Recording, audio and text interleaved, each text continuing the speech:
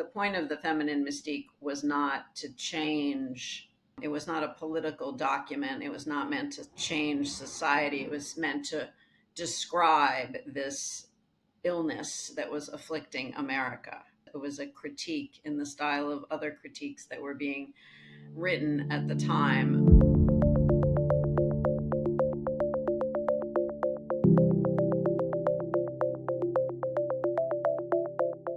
What could go right?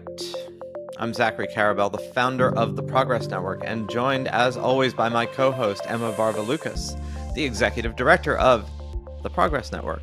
The spirit of all this has been and will continue to be that there's a lot going on in the world that is positive, that is constructive, that we don't pay as much attention to, given that there is a lot going on in the world that is negative and destructive that we do pay a lot of attention to. So what do people do about it in a way that is constructive rather than wallowing in the nadir and destructive loops? And that is why we have these conversations. And today we're going to talk about something that remains deeply unresolved in spite of assiduous efforts of a lot of people to resolve, which is gender politics and the role of women in society, and historically what the beginning is of our contemporary movements toward more gender inequality. So today we are going to be talking with Rachel Shteir. She's an award-winning essayist, writer, and critic, and the head of dramaturgy and the dramatic criticism program at the theater school at DePaul University. We are going to be talking about her latest book, which is called Betty Friedan, Magnificent Disruptor. It's a biography of the woman who wrote The Feminine Mystique, if that means anything to you. It was a 1963 bestseller that gave middle-class women a language for their unspoken dissatisfaction and oppression. The book struck a major chord, and Friedan, who was a writer and an activist, went on to found the National Organization of Women, which advocated for women's rights as human rights in the United States and elsewhere. And she sparked what's now known as the second wave of feminism. And for those keeping track, we are now in the fourth wave, and some people think post-feminism. So that's what we're going to be talking about today. So good to have you with us this morning, Rachel. And for those who don't know, which would be everybody except Rachel or me, I was actually one of the people that you interviewed for your Betty Friedan book, because I had my own kind of odd encounters with Betty Friedan when I was, I guess, 10 to 12 years old, 9 to 13 in the 70s in the Hamptons via my mother and her community. So it's a real pleasure to talk to you today. I think one thing that I'm struck by, kind of how recent her life was and how distant her life feels. I don't know, in the sense of, you know, there's so much of what she wrote about and so much of the feminine mystique that has kind of entered our cultural DNA permanently, but her footfall and imprint seems oddly dissipated. I mean, maybe that's true of a lot of people. I don't know. Does that resonate with you, Rachel, when you were like writing about this and talking about it? Absolutely. Yes. First of all, thanks for having me. I'm so thrilled. Her ideas about what feminism was dated much earlier. They were issues of equality and representation, pay equality, representation in politics, childcare, reproductive rights. Those were her issues, including her idea that the mainstream feminist movement had gone too far, that it was too radical, which was a constant cry of hers beginning in the late 60s and then on through the rest of her life. And I think that accounts actually in part for why she seems distant, because she rejected a lot of that radical feminism, which has become the dominant narrative of feminism. Second wave feminism is the idea of the sexual revolution and, of course, sexual identity politics as part of that. When I think about Betty, what I think about is that we haven't really achieved the very basic rights that she was interested in. We have made enormous strides on identity issues, right? That kind of representation. But in terms of childcare, reproductive rights, equal pay, representation in government, and that sort of thing, women have not really, they haven't done it. I mean, so Zachary and I had someone on the podcast, Richard Reeves, that talks about the striking sort of pull ahead of women and girls as far as education, in terms of way more women and girls are now high school valedictorians, way more women and girls go True. into college. And it, if you take that argument generously, as Zachary and I did at the time, I was saying, like, well, maybe this is where we're finally going to start to see the representation you're talking about, as far as representation in government and Fortune 500 companies and stuff like this, like really like high points of society where I think it takes the longest to change. Tying into that, what I was going to ask you is that why you went back to her as far as a biography? Because she, to Zachary's point about her dissipating in public consciousness, it's to the point where I was born in 1990 when Zachary was like, let's talk about Betty Friedan on the podcast. I was like, who's Betty Friedan? Like, oh. Right.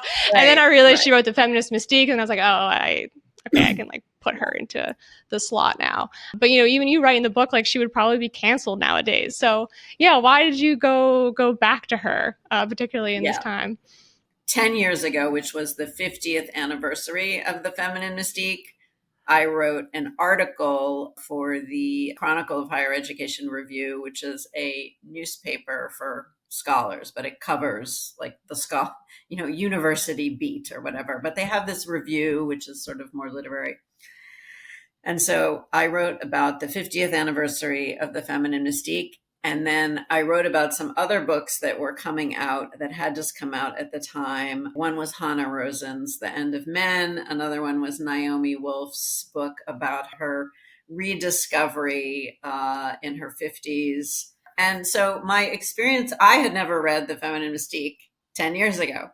And so I was reading The Feminine Mystique and I was just blown away by it. The writing is very kind of no holds barred, argumentative, punchy, and it makes for a great read. It also is irritating and in some places dated and so on and so on. But overall, the idea is women should have autonomy.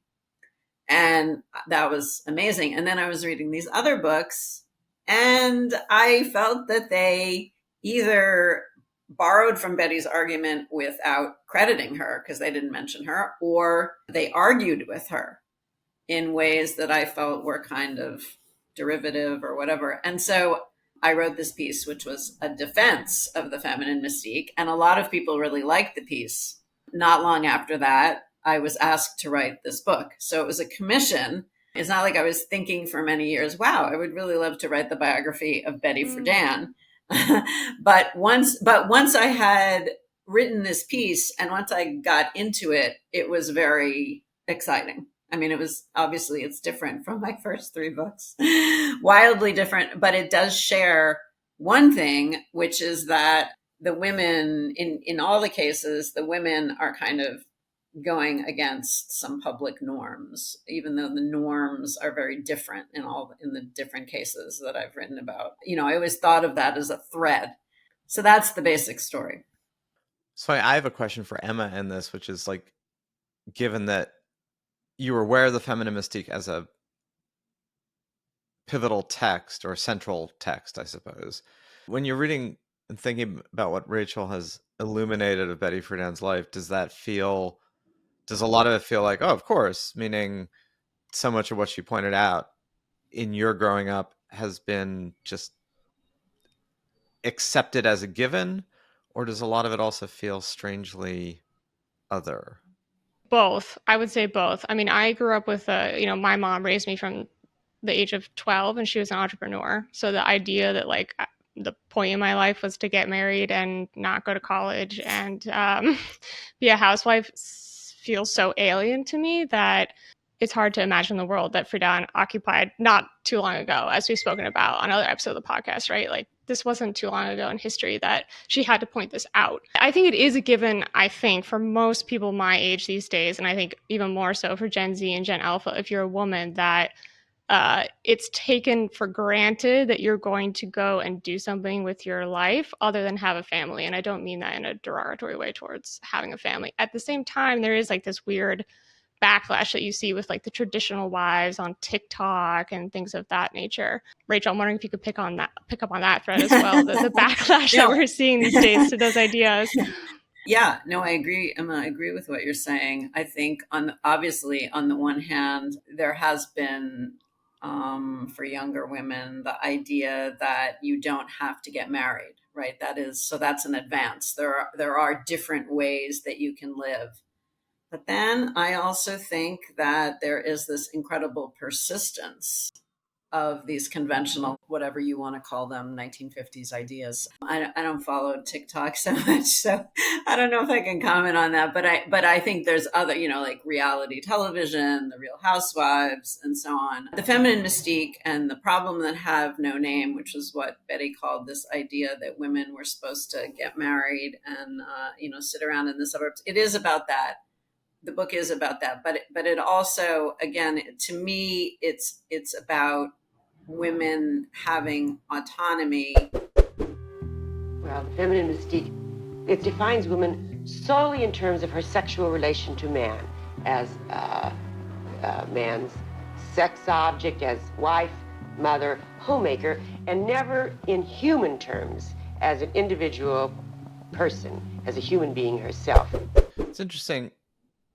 There was also one way one could look at this, and I was struck by this reading your book, that what Friedan had talked about as a particular constraint and straitjacket for American, maybe a little bit Western women, although we could have a whole side conversation about whether Simone Weil and Germaine Greer, who were coming out of a different European context, whether it was really the same framework or different. Yeah. But you also had multiple strains in the 50s where you had the man in the gray flannel suits, who the male version of Yes. it, like that there was a framework that men were Yes. supposed to be. And then you had Yes. the racial aspects. There was a framework that, different classes of races were supposed to be. So in many ways, her book comes at this time where all of those frameworks are getting exploded. Yes. And even if her lens was gender, each of them, yes, roles were being blown apart. Yes. Right. Yes, exactly. I mean, I definitely see the feminine mystique as being part of that same social critique world as the man in the gray flannel suit. Betty wanted women to live up to their potential, and she didn't see that happening. And it really upset her. And it came from a deep personal place, too. She was right in there, just like being herself all the time. And there was no filter. And she wanted other women to do that, too. She didn't want women to be constrained by these ideas about gender. The man in the gray flannel suit was accepted as a critique. But when Betty wrote The Feminine Mystique, the idea that there just should be a space to talk about women and how there were these gender roles and how they were guided by Freud and universities and so on, there wasn't a space for that. And so this persona that Betty developed, in my thinking, comes directly out of the fact that no one wanted to give her a space to talk about this. It was not considered to even be worthy of a conversation, really. I mean, I often think about her as screaming because no one was listening to what she was saying. And I guess I feel like women, this is, Emma, to your question again. I mean, although there have been some advances, I feel like women still are struggling to have that space just to talk about how to escape these constraints, whatever the constraints are in the media. I mean, like for example, the media. Okay, there's a lot of talk about like differently shaped bodies or whatever in, fashion magazines. Okay, there's a lot of talk about that, but then you rarely see that. I don't know if I entirely agree with that, to be honest. And I have to say, especially because I live in Greece now, and Greece is like 50 years behind kind of everything when it comes to comparing the US with Greece, and in particular with things like this that are cultural, like women's rights and where the conversation is around women. And what I see in Greece, I think, is like what probably was similar to what you saw in the United States in maybe the 80s or the 90s. Mm-hmm. But in the US, like I feel like my social media feed is like constantly filled with all different kinds of people that look different kinds of ways and are different ways. I am wondering like what constraints you still see operating on women these days that are not tied in with like Me Too and sexual politics, because that and maternal leave seem to be like the two biggies for me. But I feel like Friedan would not agree with that. We don't have pay equity. We don't have reproductive rights in the States. We don't have childcare. There's huge ageism, especially around women. Another of Betty's campaigns. I mean, I would say just those four for starters. I mean, we don't have representation in government. I mean, there's, Betty thought that there would be a female president in like 1976, right? I mean, we haven't really done that well there. I also would say Betty was really interested in unifying women from different political, this is more later, after the Feminine Mystique, when she co-founded Now. Her idea about Now was to unite women from different political perspectives, including conservative women, Republicans, and housewives, and also radicals. And a lot of women on the left did not want to do that. They only wanted to talk to radicals and progressives. And that's another reason why Betty parted ways with them. I mean, to me, that was extraordinary that she wanted to do that. And I don't think we've succeeded. Betty wanted a big tent, but the people in the She tent did. only wanted a big tent with people like them. Yeah. But that's an interesting question of the progress question is always challenging, right? Because we live in the moment that we live in, and we're faced with the constraints that we're faced in. And then that magical mystery to our question, that's such a great parlor game because it will never be answered, of what would that person who is now dead feel about the future, which is now our present? Would they, if you plopped her down in 2023, would she go, wow, there has been movement here, there's been regress? Would it be just kind of a muddy mix of all of it? And to your ageism point, by the way, it's fascinating because ageism was so intense that her book on ageism nobody read, right? Like they just ignored it. Right. They still listened to a lot of other things she said, but nobody was very interested about Betty Friedan talking about age when she was no older. one wants to talk about age, period, Zach, is what I would say. Like, it's a perfect QED for the statement you just made.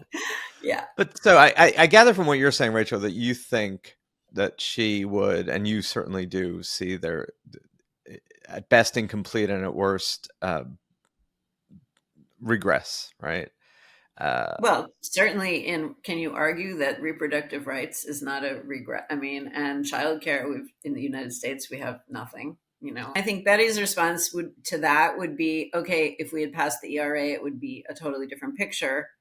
And that is a sort of also an answer to your question. I think she was devastated, like many other feminists of that time, that the ERA did not pass. And she considered that to be a huge failure. She hoped that it would galvanize the women's movement, like to regroup. And it didn't really do that. For those listeners who don't know, ERA is Equal Rights Amendment, which I do feel some people probably don't know anymore. It's like another thing that's faded. Yeah. Well, the Equal Rights Amendment was an attempt to put women's rights in the Constitution. And Betty thought that, and many other feminists, not just Betty, thought that really would solve a number of these problems that we're talking about. And so when it didn't happen, I think she began to get, upset about her legacy and also the legacy of the women's movement, and to really be thinking about, I don't know, like, what had they really accomplished in the 60s? And so I think if she were to come in on today, I think, she would be thinking about that. Even at the end of her life, she was certainly thinking about it. She was very upset that there was, in her mind, so much work to be done. And most of the fight these days has gone on to sexual politics, as we were talking about before. Yes. I think there's definitely an organized pushback against reproductive rights in red states, but it is striking, to hear you speak about the lack of organization around maternal leave, childcare, as you say. There's just not a strong, I think when people think of feminists these days, they think about Me Too. They don't think about, right, let's close the gender pay gap by providing better maternal leave and options for mothers returning to the workforce. Exactly. I was going to ask you about another critique of Friedan that you raised in the book, that I believe an Israeli feminist raises to her on a trip to Israel that she takes. Whether she had made it possible for women to pursue their passionate journey, or had she merely displaced women's enslavement from housework to their professional functions. I particularly wanted to ask you about it because that is the number one pushback I see on social media when the Progress Network posts videos that are about any kind of feminist issue. Usually we do talk about, social attitudes, if women should work outside the home, how those have changed, or the gender pay gap, things like that. the number one pushback is women work outside the house and society has collapsed and the family has collapsed, and women now just have to be slaves just like men used to be. So what do you make of Right. that? Right. I mean, yeah, I think that critique is a really smart critique of Betty. And I wish I could be on a panel about it somewhere, or, see a panel or something. I mean, I think this is really maybe is not exactly in Betty's defense, but it's more a kind of explanation of what she was talking about. She wasn't really talking about women when she was talking about women going to work in the Feminine Mystique. It wasn't really about women going to work in factories or in some slave labor. And I think that reveals, her class origins, but it also reveals her individualism, which maybe these days is something of a dirty word. She really, again, it comes back to she wanted women, yes, to be financially self-sufficient, but she also wanted them to fulfill their potential, whatever that was. And she used herself as a model, right? I mean, that's the sort of, whatever some people consider that to be short-sighted, or that say that she was universalizing something that could not be reproduced, and make that sort of critique. But I actually find something kind of hopeful in her idea that women should try to live up to their full potential in the work world. Because I don't know, I feel like this idea of individualism these days, again, it's really kind of shoved to the side. And, Betty was talking about how, yeah, you have to compete. Yes, in capitalism, we live in capitalism. You have to compete there. And so, if you're being an artist, you should just try and do, everything you can to succeed. If you're being a media person, you should do everything you can. You should not, her idea was you should not be relying on a man, your spouse, your partner, whoever, to bolster you up, and in some ways you should not be sitting back. You should have your own identity. This is another point of contention about the Feminine Mystique. She did not really think that working class women could lead the feminist revolution because they were overworked. That was her argument. They were overworked, right? And that's an argument that probably does not play very well on progressive social media either. But that was her argument, and she made it several times throughout the course of her life. Which was another, I guess, critique of her and others in the 70s, that it was a white middle class movement predicated on the luxuries of time and bare necessities being taken care of or having been met. And which I think has become much more deeply entrenched in contemporary gender, sexual politics. The idea that we should all be self-actualized and make your own adventure is a luxury that many systems don't afford many people. And that's the pushback, right? And it's, I think, very entrenched today. And very there's entrenched. a kind of, maybe one of the reasons that she has faded in some senses is that that's not in vogue anymore, right? Most people don't believe that all you have to do is find your own voice and your own courage and step out of the framework that you've been forced into. It's not so simple. I think a lot of people today would say, not only is it not so simple, that's naive. Most people are literally structurally unable to do that, even if they were internally capable of doing that. What do you make of that? I agree with you that the perspective today is, I don't know, anti-middle class in that way. And I agree with you that that's one reason, again, why Betty seems more distant. I guess also we have much less of a middle class than we did in the 60s, right? I also think, again, I think people are so much more tribal now. I think the idea of having a women's movement that somehow unites the concerns of many different women is practically unimaginable to me. I agree with that. It's very hard to imagine Candace Owens linking arms with the hardcore left. With the the centrists, whoever they are now. Well, Rachel, thank you so much for the conversation today. You've had an interesting series of books now, from the evolution of striptease to one of the leading architects of our contemporary, I guess, gender politics, for lack of a better word. Before we go, is this a through line that you're going to continue? Do you have a next? I don't know. I mean, I would like to write. I like writing about these contrarian figures, and I think I can do that. So I would like to write about a different contrarian figure, maybe even a man. If anybody would like to read that, I don't know. All right, well, keep us posted on the hunt for the contrarian figure, the search for the contrarian, which we certainly, in our way, try to do gently at the Progress Network. But thank you so much for your thoughts and for your book. Thank you guys for having me. I appreciate it. Thank you, Rachel. Women, persons, family of Smith. I'm glad to be able to speak to you today, that you've invited me to speak to you today. This is a very crucial time. I thought to myself, in the middle of the night, thinking, you have to give a cheerful speech at commencement. How can I possibly give you a cheerful, hopeful, optimistic speech today? And, you're in a very curious place and a curious time.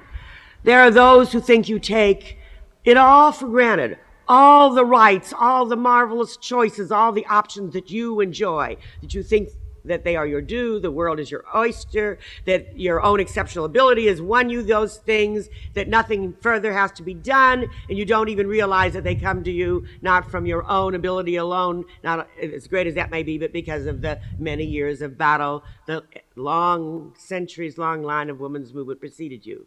I don't think that's true.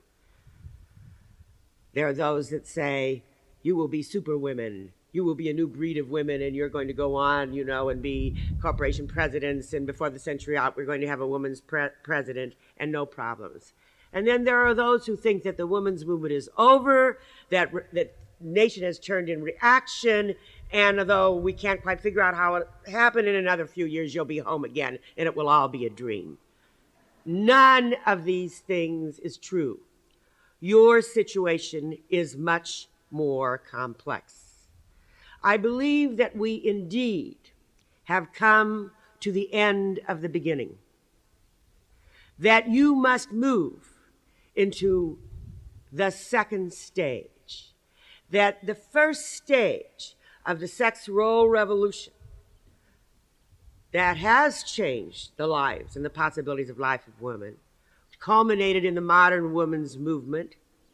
So much to talk about in that particular episode. And as you mentioned, Emma, during it, it'd be kind of cool to have a conversation with her and Richard Reeves about kind of the state of men and the state of women today and where that has all gone. Although it might not be the happiest conversation, in that both of them probably feel like things have gotten worse for everyone, which is not, maybe that's a step in the direction of things getting better for everyone. You have to reach a nadir before you achieve your apex, but it still would be an illuminating conversation, right? Because they both come at these issues of identity and how much is gender identity a thing that is central in contemporary culture. It certainly was central when Betty Friedan is writing in the 60s, or it became central as a thing in the 60s and 70s. And I was struck by your, like, this mix of all of these ideas feel very familiar, but the individuals and the history behind it don't.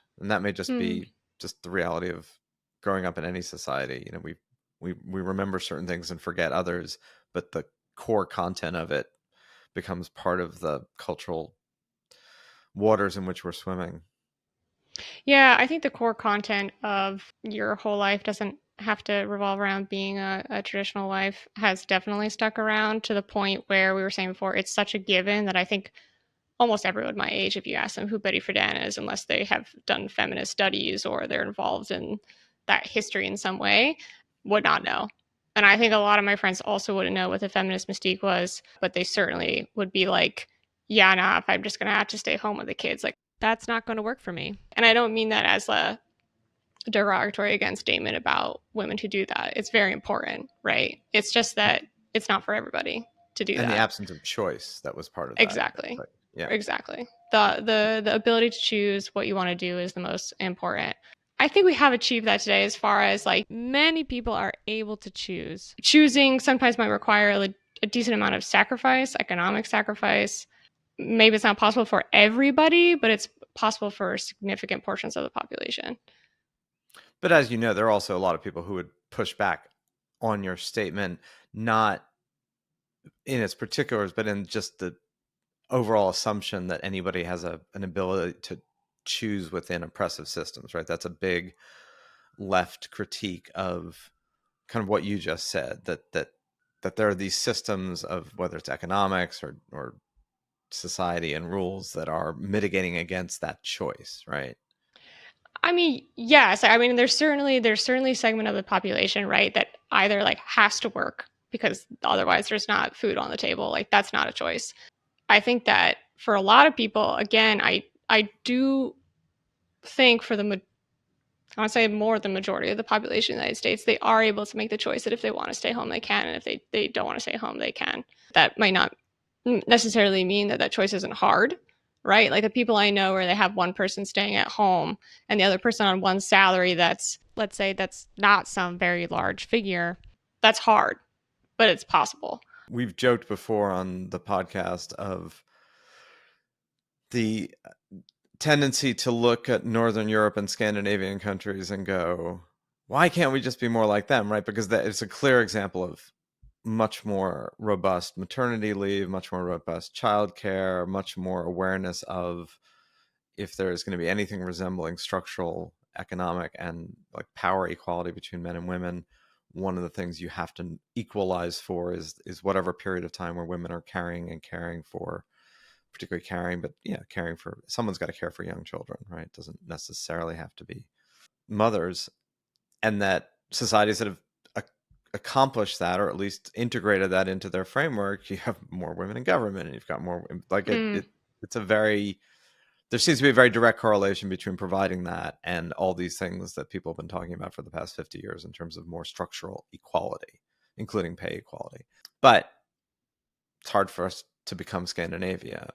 I don't know if it really is that hard for, I mean, look, we don't have to become Scandinavia, right? We can just become a better version of the United States. I do take Rachel and sort of Betty Friedan's point very well, and what you're bringing up now, that the lack of focus in the United States about maternal leave, and as you're saying, how that relates to representation and how that relates to the gender pay gap, because, you know, the Labor Department says that a decent chunk of the pay gap is not from discrimination, that's also a chunk, but a decent chunk is coming from people taking time off work to have kids and coming back in. And if that were taken care of, we would be in a much better place. And I do kind of wonder, like, if we did refocus on that, what would happen, even on a state-by-state level? Absolutely. So, on that completely unresolved note about our past and contemporary issues, let's turn to the news and the stories that people may have missed that you have found. So we are starting this week's Good News Roundup with something that started really terribly, but I promise it has a bright ending. Okay. So let's go back to the 1950s when Egypt accidentally gave a bunch of its citizens hepatitis C. I hate it when that happens. Yeah. They had a mass vaccination campaign that used unsterilized needles, and they accidentally spread Hep C everywhere. And this whole story I learned about, by the way, in the New York Times, an article by Stephanie Nolan, is an amazing article. So after we summarize it, I do recommend people go and check it out. So what happened after that, oopsie, is that it spread so much in the population that by 2007, 1 in 10 Egyptians had a chronic infection of hepatitis C, which, if you don't know anything about hepatitis C, which I didn't really before I read the article, a chronic infection can lead to pretty severe liver problems like cirrhosis or liver cancer, stuff like that. So not good. And they just had this like massive chronic problem that they didn't really know what to do with, and that the government itself had caused.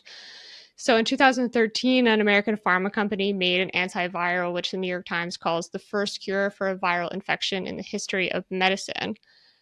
The antiviral was massively expensive. And I don't know how this happened, and I wish the article had gone into this a little bit further, but maybe they also don't know how this happened. Egypt somehow managed to negotiate a deal for the pill at only $10 a pop. Usually it was $1,000 for its once-a-day pill. And then they arranged for Indian and Egyptian drug companies to make a cheaper generic version in exchange for a royalty. After 2013, some more companies made similar antivirals for Hep C. Egypt did this massive, screening of the population, massive uptake of the antivirals. Fast forward to now, they've basically wiped it out. There's a 0.4% prevalence in the population, and they're going to help other countries with a high Hep C burden essentially copy what they did. But the article points out that's very unusual. Usually in the global health field, you have high-income countries helping out low-income countries. But in this case, Egypt is the sort of the leader and the big major player here, which is kind of crazy how it all started, but good to see them cleaning up their mess. Literally in this case, right? So, yeah, we did have this brief moment, of course, in 2020, 2021, where the attention of the world turned toward these sort of massive technological innovations in the way we develop vaccines and in the ways in which vaccines have been essential to the spread of public health throughout the 20th century. The reality is, and I think this was part of the discussion and why subsidies for the COVID vaccines were necessary, is that vaccines have never been particularly good business for companies.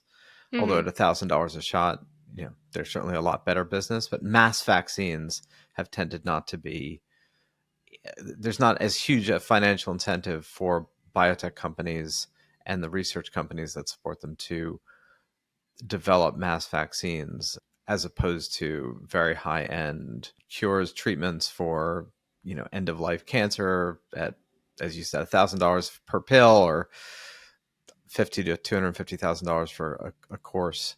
And that remains a problem in the way in which we do drug development, drug discovery, and then, of course, the commercialization of cures, because we certainly have the scientific and pharmaceutical capacity to deal with many more diseases than we deal with, but we don't necessarily have the right capital structure to lead to the deployment of those. And some of that, the case you mentioned, is often enabled by governments that say, look, there's a public health necessity for this, so we're going to short circuit or do an end run or close the gap between whatever the free market incentives are and what the public health incentives are.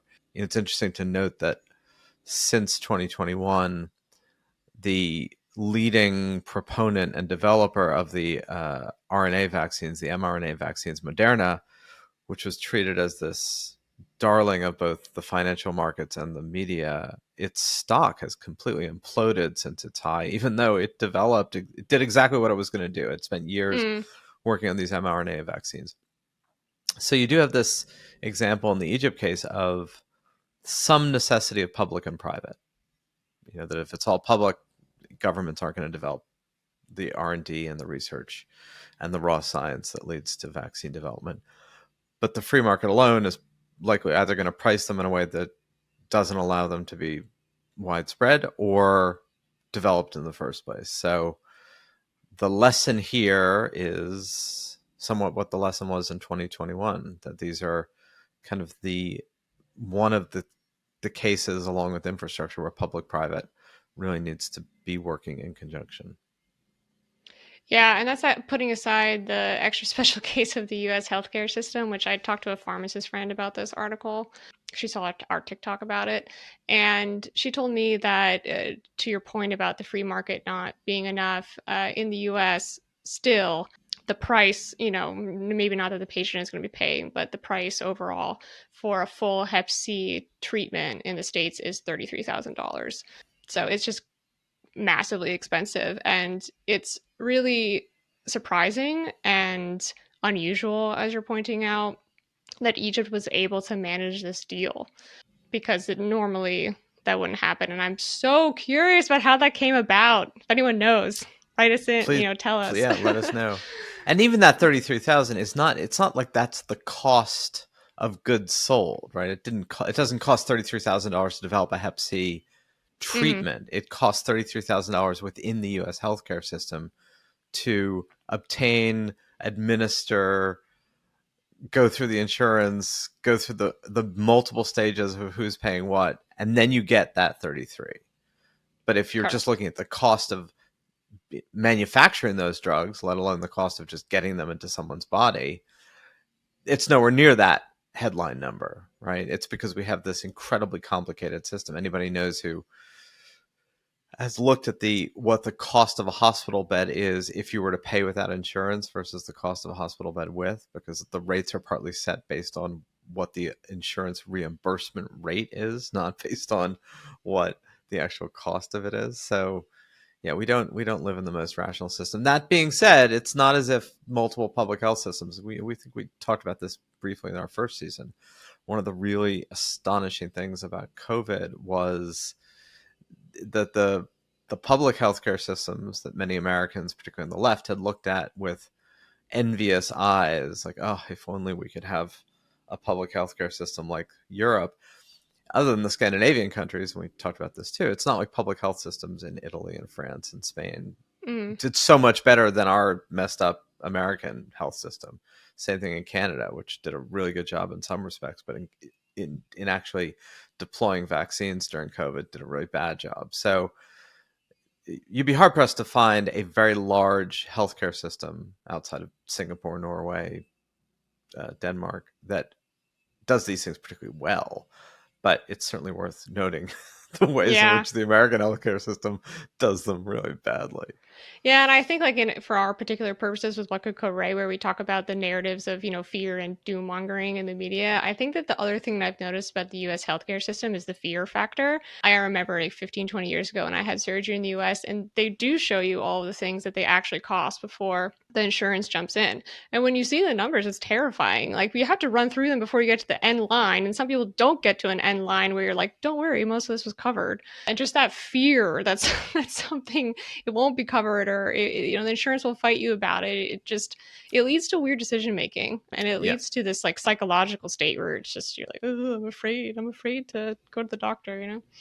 I mean, that's a really good point. One of the advantages of some of the public healthcare systems is it removes all that from the equation. So they may not do a very good job. There may be waits. There may be, it takes you 4 months to get an appointment for a knee operation, whatever the is that's a problem. It does remove some of that anxiety around, oh my God, am I going to go bankrupt? Can I afford this? What's my out of pocket versus the insurance? And also never knowing what that is. Like, it's not as if it's a transparent formula. Oh, yeah. I'll never forget. I was seeing those charges for like the scalpel. They're like, scalpel, $1.25. I was like, I have to pay You're for charging that. me for the scalpel? Yeah. Really? Damn. Yeah. Yeah. The sheets, everything. It's like ordering a peanut butter and jelly sandwich. I mean, charge for the knife. The knife. Yeah. Exactly. So anyway, moving on from that nightmare, I'm sure no one really wants to hear any more about that. Let's talk about the death penalty. Another another thing that people we always want to talk about. Let's change track to something uplifting.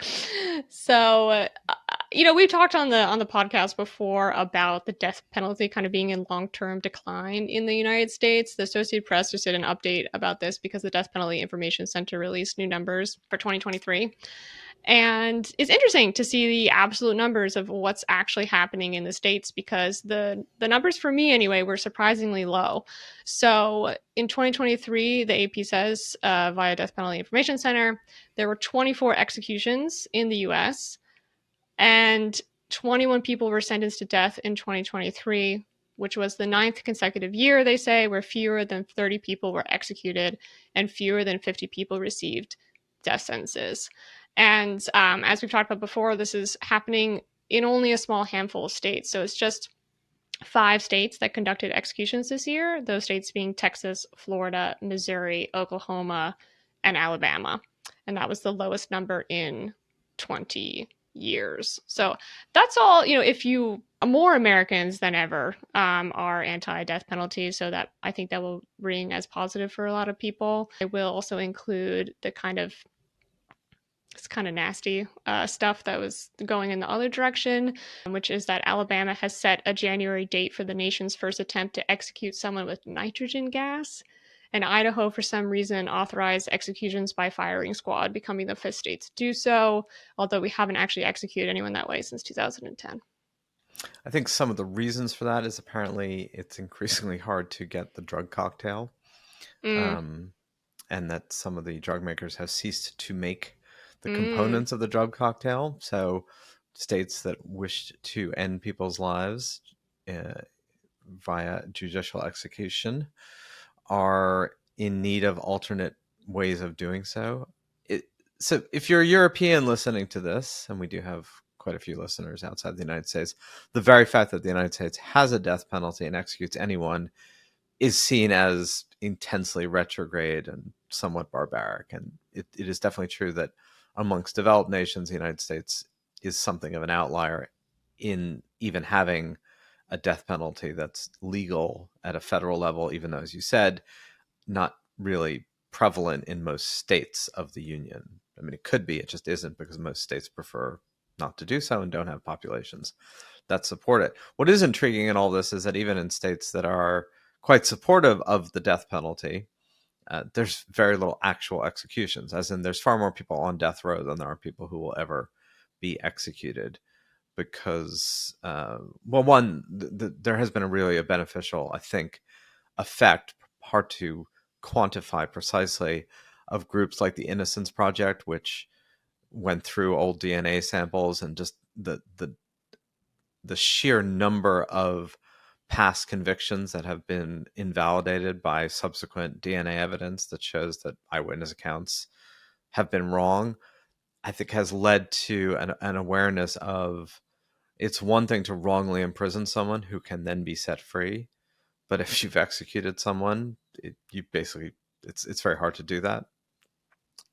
That's yeah. meant to be a profound understatement. It's hard to release an executed person. So there has been increasing caution over, you'd better be sure that the person that you're doing this ultimate punitive sentence for is guilty of whatever they've been found guilty of.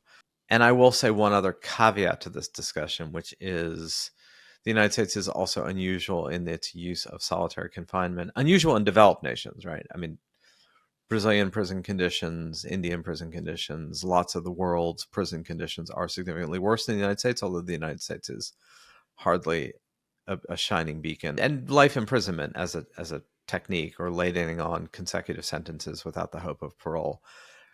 Prison populations are going down. Prison reform, there's a lot to be said of it, even with the sliding back after COVID, given that the rise of public safety concerns and challenges to bail reform. We've talked about this on a few of our episodes. So there's less people in prison in the United States per capita than there were. The United States still imprisons more people per capita than most developed nations. So there's a lot of yes and no, yes and but, one step forward, two steps back, two steps forward, one step back. I do think the death penalty one is fascinating because, in this case, it's almost as if most states, even with the death penalty, have held to the principle of having a death penalty more than an aggressive rush to actually execute people. And again, if you're European, you're probably going, this is like discussing different ways to torture someone nicely. So I mean, I get the fact that there are people who probably object to the whole premise of this conversation, which is the very fact that you have a death penalty removes you from consideration as having made any productive changes. But we're also in the society we're in, and any movements toward a more balanced approach toward criminal justice is a good thing. Yeah. They also mentioned that public perception is changing too. You mentioned the Innocent Project and other things. Gallup started asking the question, I believe in 2000, do you believe that the death penalty is applied fairly? And the amount that do believe that it's applied fairly has been inching downward over the years. So there's definitely some of that work, as you mentioned, has been filtering into the public. And I do think slowly, we will see that across all the states. I think 20 states right now have made the death penalty illegal or are following moratoriums on the death penalty. So we're almost at half. So there you go. Thank you all for listening. We will be back next week. And again, comments, thoughts, ideas, suggestions, criticisms, venting politely into the ether, all are welcome at the Progress Network. And what could go right? Please sign up for our newsletter weekly. also called What Could Go Right. So go on to theprogressnetwork.org and sign up. It's free. It will cost you only your time that we think is well spent. And speaking of writing in, people do that, and we do love it and appreciate it. For instance, we got a YouTube comment on our episode that talked about child mortality rates, and I wanted to just give a quick mention of that, where we had talked about child mortality rates in the 1950s being around 27%, which I said was 1 in 3 kids. More like 1 in 4. That's closer to 25%, not 30%. So thank you for the correction. I believe Richard is his name, and we appreciate your eagle eye on our data presentation, because we do try to be specific and precise here. Keeping us honest, because otherwise we would, of course, be dishonest. Well, hopefully not, but okay, fine. We do appreciate a public fact-checking. We do, in fact, appreciate a public fact-checking. That is absolutely correct. So fact-check us. Go on, fact-check us. Thanks again for listening, and we will be with you next week.